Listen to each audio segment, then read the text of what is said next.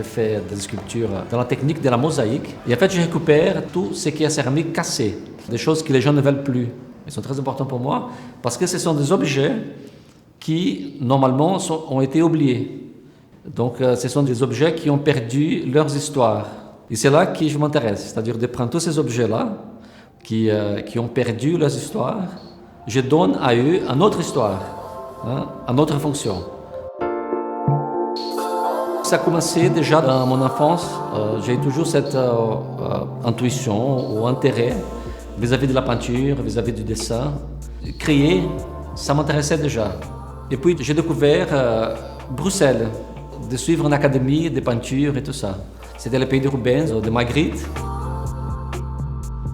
Je voulais toujours travailler dans un cadre artistique. Et alors je me suis dit, je vais faire comme des autres collègues étudiants à l'époque, à l'académie, qui travaillaient comme gardiens du musée. Parce que ce sort de boulot, c'est un boulot intéressant. Et en même temps, on a toujours ces contacts avec le public, le contact avec les œuvres d'art et le contact aussi, l'espace en soi.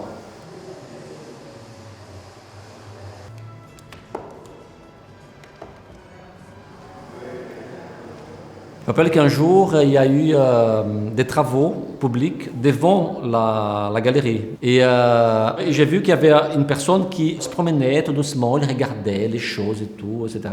Elle a fait tout le parcours de la salle. Et après, elle m'a dit, vous savez, je trouve plus intéressant l'œuvre qui est là à l'extérieur que celle d'ici.